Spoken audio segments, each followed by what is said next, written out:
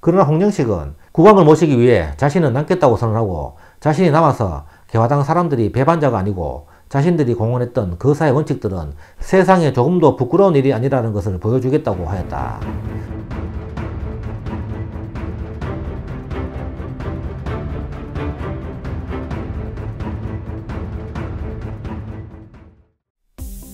급진개화파 금석 홍영식 편입니다.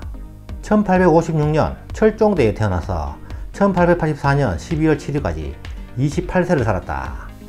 홍영식은 영의정을 지낸 홍순목과 전주 이씨 사이의 삼형제 중 둘째 아들로 태어났다. 본관은 남양이다. 그의 아버지 홍순목은 보수파의 영수이자 흥선대원군의 측근으로 흥선대원군의 아들인 이재면, 이재선, 이명복에게 글을 가르쳤다.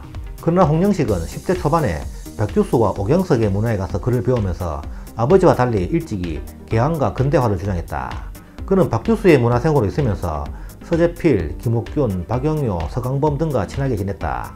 그는 일찍이 신문부를 접해 신문학에 열중하면서 보수적인 부친 홍순목과 의견 대립이 잦았다고 한다. 12세인 1868년 양주 조씨와 결혼하였으나 7년 후 사별하고 후에 이씨와 재혼하였다. 어려서부터 영특하고 총명했던 홍영식은 17세의 어린 나이인 1873년에 식년문과에 급제하였다. 그러나 아버지 홍순목은 아들이 관직을 맡기에는 나이가 너무 어리다며 고종에게 건의하여 2년간 사가 독서를 허락받았다.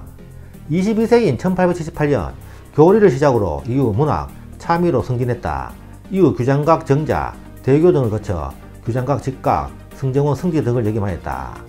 24세인 1880년 김홍깁이 수신사로 일본에 파견되자 그 수행원이 되어 약 4개월간 일본 문물을 시찰하고 귀국했다.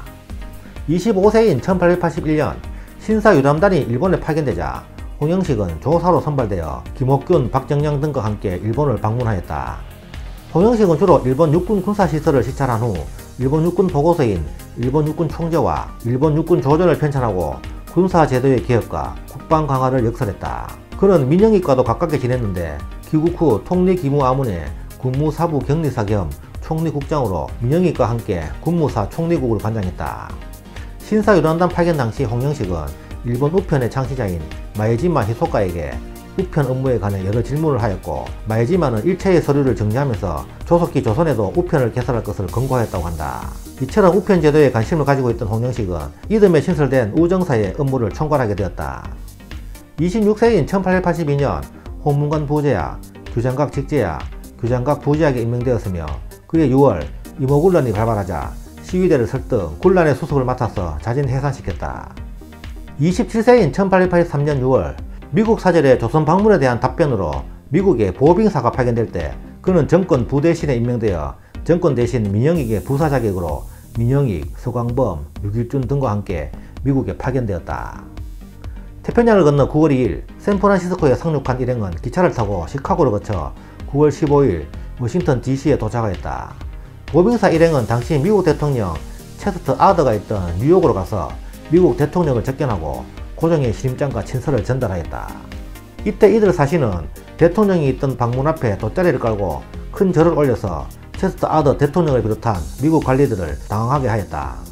이는 곧 미국과 외신 기자들에 의해 대서특필되어 뉴욕 주간 잡지 프랭크 레슈리즈 9월 29일자에 사파로 실리게 되었다.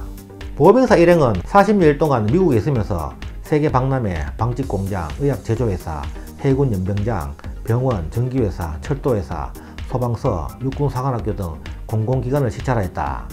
홍영식은 민영익을 따라 유럽에 가지 않고 10월 16일 워싱턴을 출발하여 11월 20일 귀국, 다음날 고종에게 보고서를 제출하였다. 그는 미국에서 기관차와 버스를 보고 충격을 받았고 농작물을 수확하는 기계를 보고 미국에서 신품종의 농작물과 농기계를 도입할 것을 조정에 건의하였다. 또한 뉴욕의 우체국과 전신국을 시찰한 홍영식은 귀국 후 고종에게 우편제도가 급선무라며 우편제도 창시에 열의를 보였다. 28세인 1884년 초 환경북도 병마수군절도사 겸 안무사로 임명되어 부임했다가 며칠 만에 되돌아와 병조 참판에 임명되었다. 그해 4월 22일 고종의 포고문에 따라 우정총국이 창설되자 홍영식은 우정국 총판에 임명되었다. 그는 우편 업무를 개시하기 위해 우표를 일본 대장성 인쇄국에 발주하여 우정국 개국과 동시에 우표를 동시에 사용하였다. 모든 준비를 마친 조선 정부는 1884년 11월 18일부터 우편 업무를 개시한다고 각국 공사관에 통고했다. 우정국의 설치는 조선에서 최초로 시행된 근대 서구식 우편 제도였으나 갑신정변의 실패로 말미암아 업무 개시 후 약 20일 만인 1884년 12월 8일 우정국은 혁파되었다. 그해 12월 4일 우정국 개국년을 계기로 개화파의 주도로 갑신정변이 단행되었다. 개화정책이 민씨정권에 의해 좌절되고 명성황후 등은 일부 급진파를 제거하려 했다.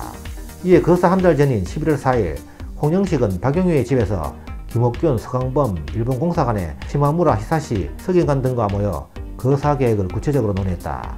이 모의에서 우정국 개국 연회석상에서 거사하기로 합의하고 일거의 척신들을 제거하고 정권을 장악할 것을 모의하였다. 홍영식은 일본 공사 다케조이의 병력 동원을 보장받기 위해 일본 공사관을 방문, 거사 계획을 최후 통첩했다. 거사 당일 왕과 왕비는 경우궁으로 피신하고 수급파 대신들은 왕명으로 입궐하라는 명이 떨어진 뒤 살해되었다. 홍영식은 갑신정변에서 제일 먼저 습격당한 민영익을 독일인 멜렌도르프와 함께 미국인 알렌의 집으로 옮기는 것을 도와주었다. 그는 평소에도 친했던 민영익을 차마 죽게 내버려 둘 수 없었던 것이다. 홍영식은 정변에 성공하자 우의정을 거쳐서 갑신내각의 자의정에 임명되었고 다케조의 일본 공사는 일본군을 이끄고 경우궁을 호위했다. 그러나 위안스카이가 이끄는 청나라 군대가 창덕궁을 공격하면서 전선은 역전되어 정변이 3일 만에 진압되고 만다. 당시 서울에는 청군이 약 2,000명, 일본군이 약 180명 주둔하고 있었으므로 청군이 압도적으로 우세하였기 때문에 다케조의 일본 공사는 전세가 불리해지자 일본군을 이끄고 일본 공사관으로 후퇴해버렸다. 이후 정변 세력은 일단 일본 공사관으로 피신했다가 일본 공사와 함께 일본으로 망명하기로 방침을 정했다. 그러나 홍영식은 국왕을 모시기 위해 자신은 남겠다고 선언하고 자신이 남아서 개화당 사람들이 배반자가 아니고 자신들이 공언했던 거사의 원칙들은 세상에 조금도 부끄러운 일이 아니라는 것을 보여주겠다고 하였다. 다른 동지들이 홍영식을 말리면서 피신할 것을 촉구했지만 끝내 그는 일본으로 망명하지 않고 고종을 호종하였다. 홍영식은 끝까지 고종을 호종하다가 박영교와 함께 북간묘에서 청군의 급수를 받아 피살되었다. 향년 28세였다. 이후 그의 집안은 풍비박산이 나서 12월 17일 부친 홍순목과 형 홍만식은 모든 관직에서 삭탈되었고 부친 홍순목의 명령에 따라 일가 20여 명은 독약으로 집단 자살하였다. 홍만식은 스스로 자수해서 살아남았으나 1년이나 감옥에 갇혀 있어야 했다. 아버지 홍순목은 자기 손자를 독살한 다음 왕궁을 향해 삼배를 올린 뒤 음독 자결하였고 계모 역시 자결하였다. 홍영식의 부인 이씨와 첩 한씨도 자결하였다. 그의 동생 홍정식은 황열자 식을 표로 바꾸고 겨우 살아남았다. 형 홍만식은 21년 뒤인 1905년 을사조약이 체결되자 통분한 나머지 음독 자살하였다. 몰수된 항성부의 그의 집은 서양식 의료기관이었던 제중원 부지와 건물로 사용되었다. 5세된 아들은 죽었으므로 후에 형 홍만식의 아들 홍성겸을 양자로 삼았다. 홍영식은 1894년 갑오개혁 때 총리 대신 김홍집, 유길준 등의 거듭된 상주로 신은 복권되었으나 김홍집 내각의 실각으로 추탈되었다가 1910년 이완용 내각에 의해 규장각 대제학에 추중되고 충민의 시효가 내려짐으로써 신음되었다. 홍영식의 시신은 박영교 등의 시신과 함께 대역죄로 사지가 분할되어 각 도에 효시되었는데 동대문 밖에 버려진 그의 시신은 후에 누군가가 수습하여 각 도로 보내진 분할된 다른 시신들과 함께 비밀리에 암장되었다. 홍영식은 학식이 희박하고 성품도 모나지 않고 온 후 순박하여 누구에게나 존경을 받았다고 한다. 그는 보수파 집안에서 태어났지만 일찍이 개화 사상을 접하면서 조선의 개화를 위해 노력하였다. 조선의 개화가 민씨 척족 세력에 의해 번번이 좌절되자 급진 개화파들과 갑신정변을 일으켰으나 실패하였고 동지들이 일본으로 망명할 때 그는 끝까지 고종을 호위하다가 피살되는 안타까운 최후를 맞이하였다. 홍영식의 묘는 경기도 여주군 흥천면 문장리에 있다. 비밀리에 암장된 그의 시신은 형 홍만식에 의해 경기도 평택군 신장에 이장되었다가 다시 경기도 광주군 초월면 쌍용리의 야산에 안장되었고 1903년 양자 홍성겸에 의해 이곳으로 이장되었다. 홍영식 선생묘는 여주군의 향토유적 제7호로 지정되어 있다. 지금까지 금석 홍영식 편이었습니다. 감사합니다.